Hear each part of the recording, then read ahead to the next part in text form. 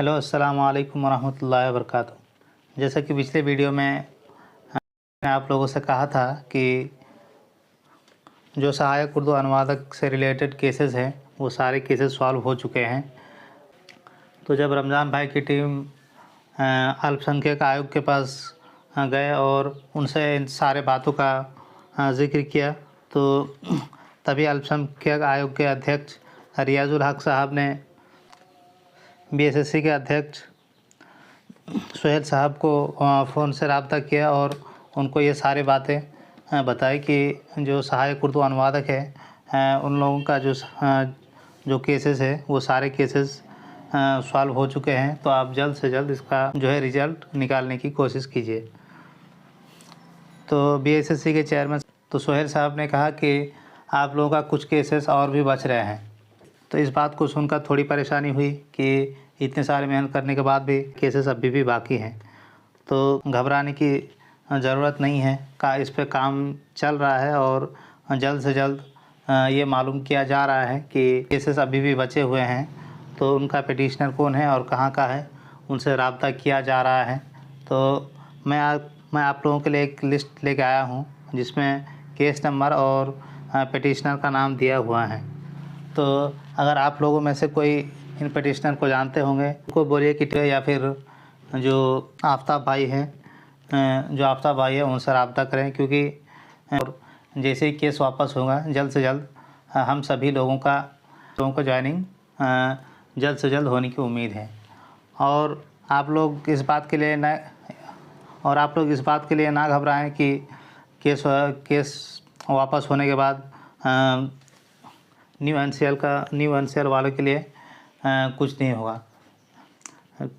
जैसे ये केस ख़त्म हुआ था अगले ही दिन से न्यू एनसीएल के बारे में ही सोचा जा रहा था, लेकिन अचानक से मालूम चला कि केस अभी भी बाकी है। तो जब तक पूरे केसेस वापस नहीं हो जाते हैं तब तक हम लोग सरकार पे भी दबाव नहीं डाल सकते हैं या फिर कोई अधिकारी को दबाव नहीं डाल सकते हैं। कि ये आप सभी लोगों से दरख्वास्त है कि जो भी पिटिशनर है उनसे आप बात करें या उनसे बात करके ये समझाने की कोशिश करें कि चूँकि सारे केसेस वापस हो गए हैं और कुछ 2-4 केसेस बाकी हैं। इसमें से कुछ केसेस ऐसे भी हो सकते हैं जिनका फिंगरप्रिंट मैच नहीं हो रहा था, तो उनका भी केसेस हो सकते हैं। तो जब पिटिशनर से बात किया जाएगा तभी ये चीज़ें मालूम हो सकेगा कि कौन सा केस न्यू एनसीएल के लिए है, कौन सा ईडब्ल्यूएस के लिए है और कौन सा केस जो है जो फिंगर मिसमैच हो रहा था इसके वजह से है। तो आप सभी लोग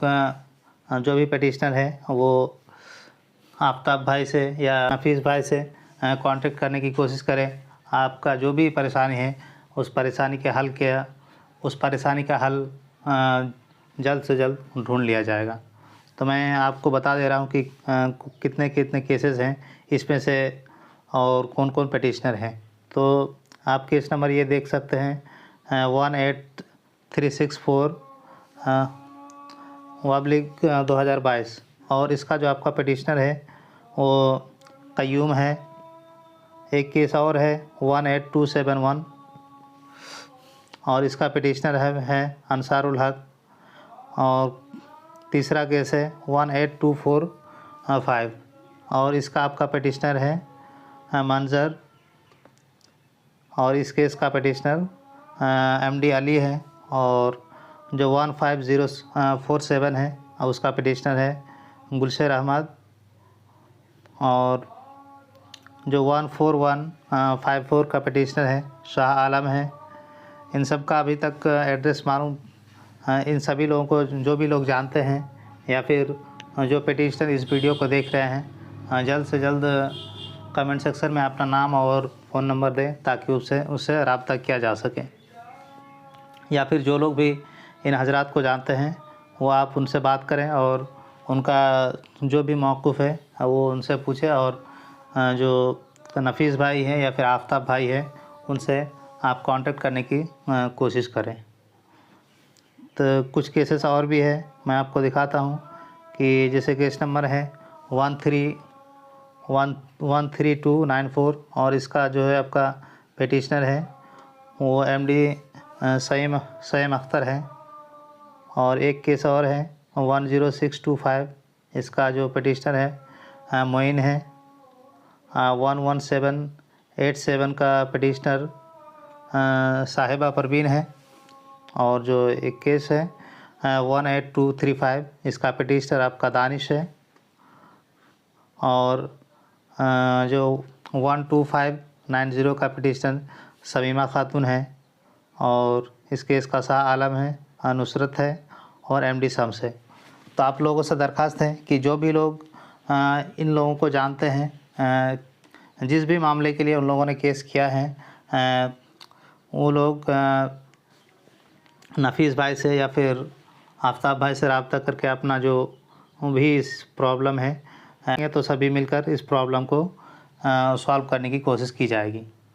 तो जितने भी पटिशनर हैं, जितने भी पटिशनर इस वीडियो को देख रहे हैं या फिर जो लोग इन पटिशनर को जानते हैं, वो सभी लोग उन पटिशनर से, नफीस भाई से या फिर आफ्ताब भाई से रब्ता ज़रूर कराएं ताकि इस मसले का सॉल्यूशन जल्द से जल्द निकल आए। तो अस्सलामु अलैकुम वरहमतुल्लाहि वबरकातुहू।